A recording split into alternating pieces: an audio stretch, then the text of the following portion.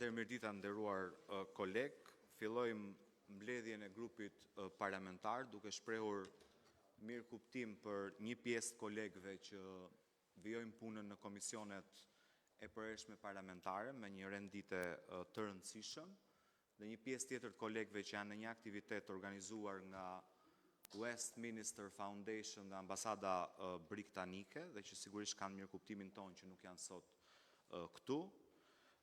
Nisim mbledhjen me rendite seancën e të hënës, e cila pritet njoftohet nga minuta në minutë edhe nga Kuvendi i Shqipërisë. I kaloj fjalën për kryetarit partisë, profesor doktor Sali Berishës, dhe më pas fillojmë me agjendën e grupit në mbledhjen tonë. Faleminderit.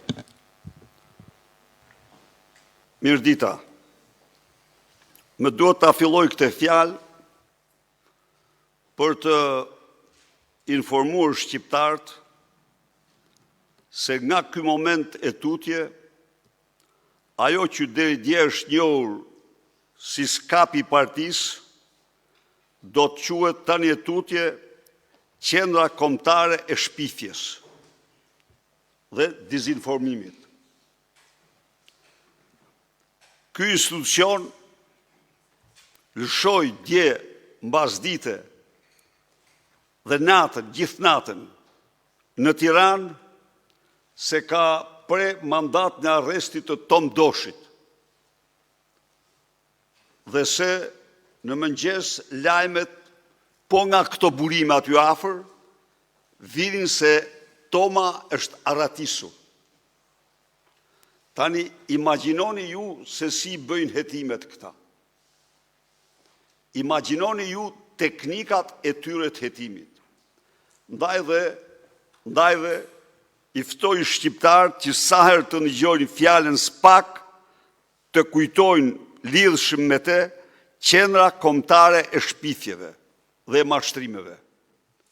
Kaq sqarimin. Toma nuk është arratisur, as ka apo s'ka mandat arresti, as gjë prej gjëje, po ky është një gënjeshtër e tmerrshme që është hapur nga Qendra Kombëtare e Shpifjeve.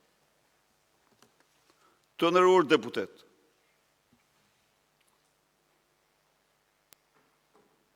një skandal i përmasave shumë të mëdha, të pa qarta akoma për nivelin e tyre, ka shpërthyer këtë javë dhe ky është skandali i aeroportit të Vlorës.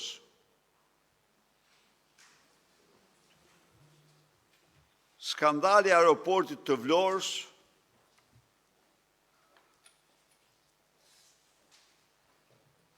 te i kalon si skenar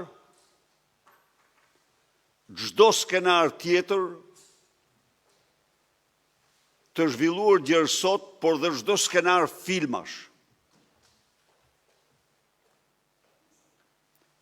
Një ditë të bukur,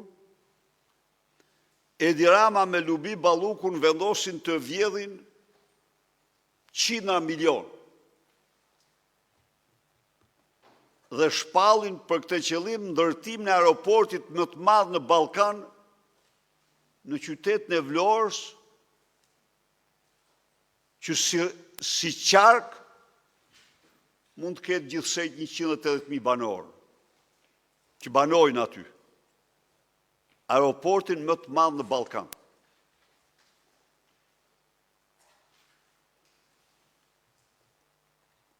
Dy ministra refuzojnë në mënyrë të prerë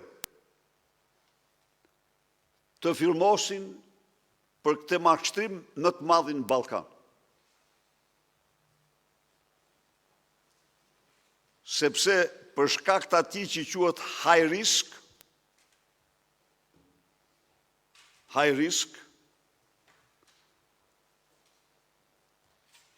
kishin përcaktuar aty 120 milion garanci biletash, që do ndanin njëri me tjetrin. Pas kësaj,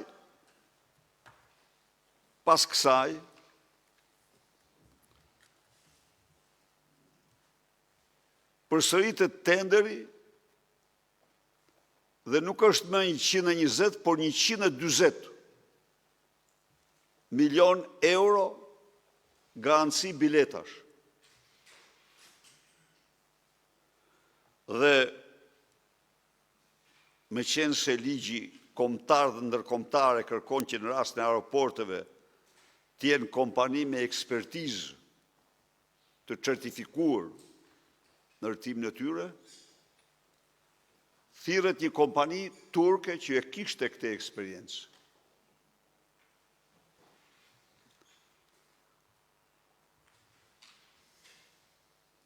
Natyrisht ajo thirrej si prestonom, sepse tenderi i jepet 48% asaj dhe pjesa tjetër 53%. Biznismenit të njohur dhe politikanit të njohur kosovar Bexhet Pacolli, por njeri pa asnjë eksperiencë në fushën e ndërtimeve të aeroporteve, siç kërkon ligji dhe rregulli. Tani çfarë ndodh? Pas firmosjes dokumentave, natyrisht prestonome duhet të ikën në punë vetë. Turku i thot, miru pafshim, se këtu janë lubia me ramën e me këta.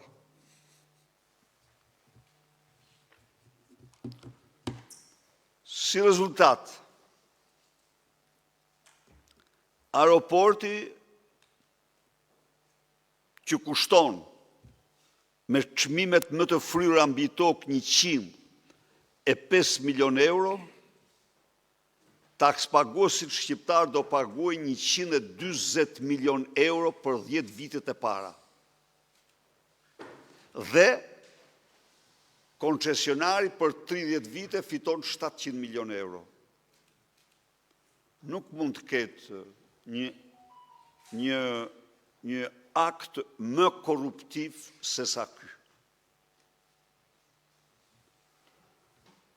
Ndaj dhe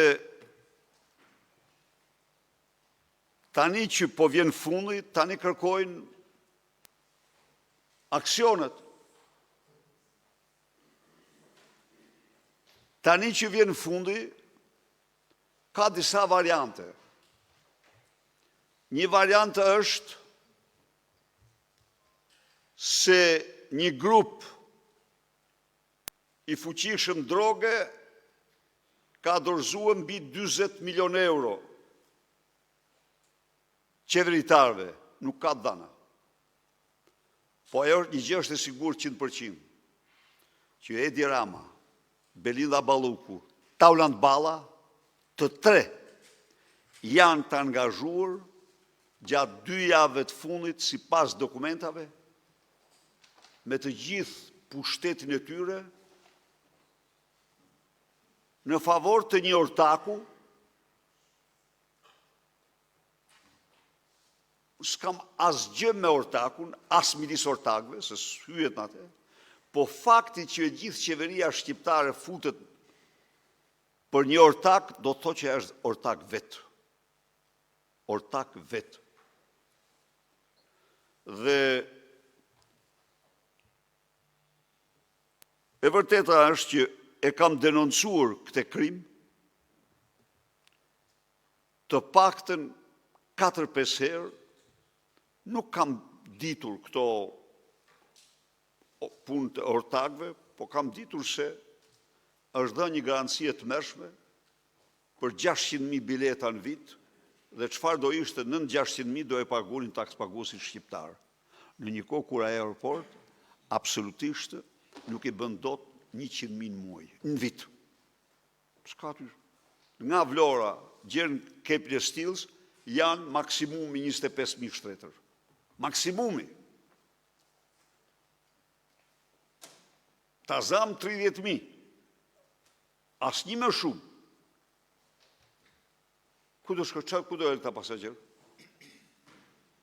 Do flenë në natyrë? Plus që nga Saranda me atë rrugë, më mirë të bie të shkosh nga Tepelena së sa ndaj, e tjerë me radhë. Pra, ky është një gjë të mërshme, një gjobe të mërshme që u bëjnë takspaguesve shqiptarë. Edhe ju kujtohet se si ajo, për të mbuluar vjedhin e saj, u thoshte shqiptarëve që ky është aeroporti më i madh i Ballkanit. Shko, bëj pistën edhe 500 metra më të madhe dhe del aeroporti më i gjatë në Europë. Ç'do thot ajo? Pra, po zhvillohet një skenar si në Netflix. Si në Netflix, po me personazhe të vërteta.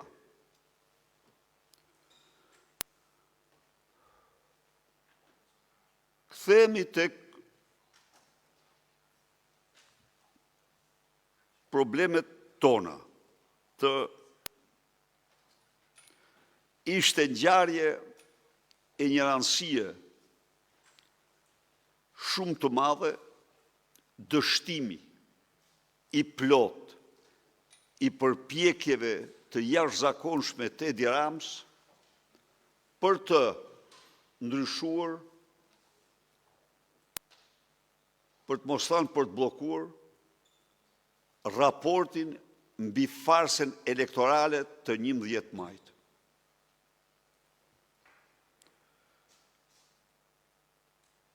Është në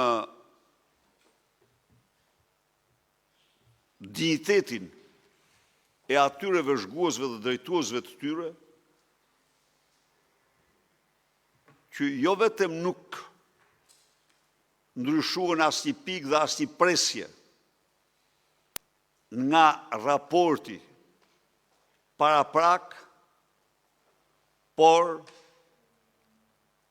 në një seri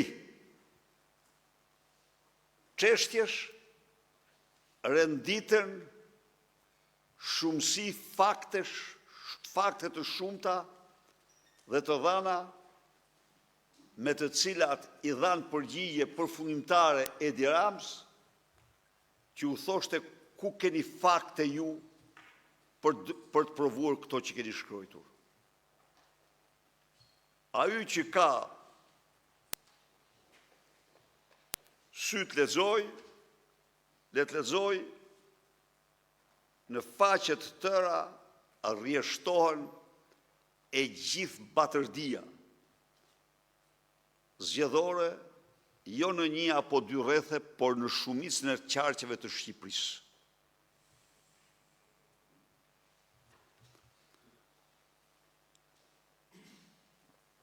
E vërteta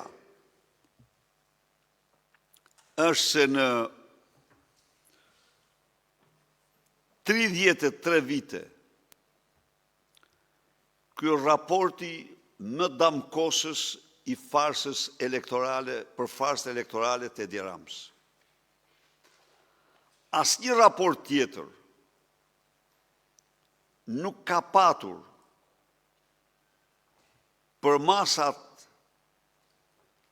e denoncimit të farsës si raporti i zgjedhjeve të 11 majit. Janë rrjeshtuar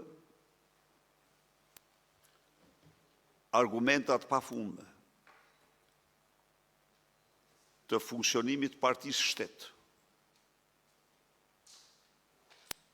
të përdorimit të gjitha resurseve të qeverisë dhe shtetit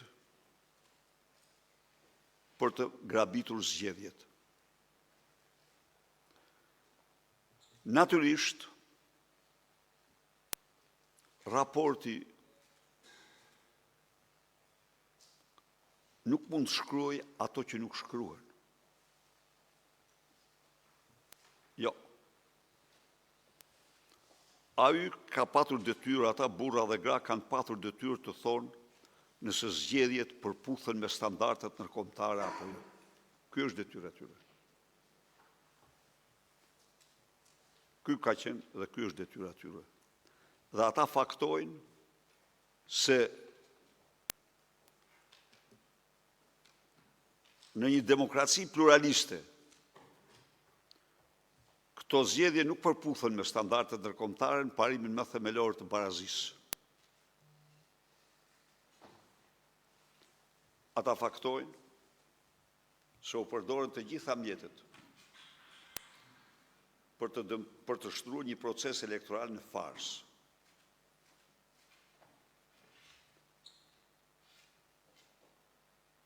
Dhe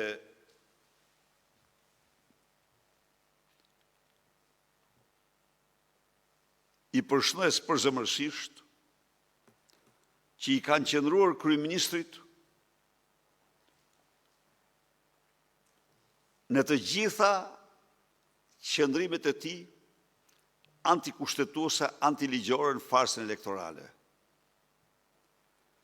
Ka një citim timin, ju lutem, vetëm për një moment më duhet ta zbërthej pak. Thot se Berisha quajti një aleat, kërcënoi një aleat të Ramës se më datën 11 maj do shpallej organizatë terroriste. Fjala ishte për kartelin Troplini, miq. Dhe unë i përgëzoj, e kam thënë atë, nuk e mohoj. Gjatë fushatës elektorale, unë kam deklaruar se karteli Troplini do shpallet organizatë terroriste, gjitha do shpallen organizatë terroriste. Pra, unë i falënderoj për këtë sankcionim që i kanë bërë raport deklaratësime se në mënyrë absolute, ato janë, siç provohet, degët europiane të karteleve narkoterroriste të Amerikës Latine. Kjo është e vërtet. Tjerat pastaj, Edi Ramën, lexojeni, rjesht për rjesht, se çfarë ja atribojnë, se si de facto, duke atakuar të gjitha qëndrimet e tij, e nxjerrin një armik të egër të votës së lirë. Dhe prisni edhe një moment këtu, asnjëri nuk mund thotë se kam lexuar raportin pa lexuar dhe futnotat. Për të patur idenë e plot për raportin, është kusht leximi i tij integral përfshi futnotat.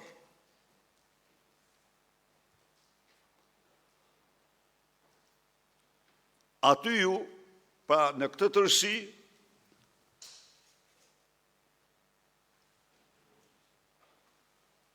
po të lexoni raportin e Bielorussisë, afër Lukashenkos janë dhe sulmet në Naira Maduros në raport. Dhe për këtë kanë merit të madhe.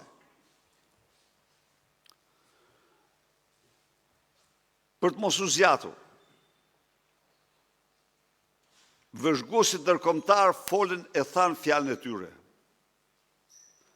Është rradha e shqiptarëve të flasin dhe të thonë fjalën e tyre. Është rradha jonë të flasin dhe të thonë fjalën tonë. Të themi fjalën tonë në Tiranë, të themi fjalën tonë në Paris, në Rom, në Vjenë, në Washington, në Berlin dhe në të gjithë botën. Opozita shqiptare duhet ngrihet në protestat më të fuqishme që ka njohur ndonjëherë historia e vendit nga vitet 90, me qëllimin solem dhe sublim votën e lirë për qytetarët shqiptarë. Askush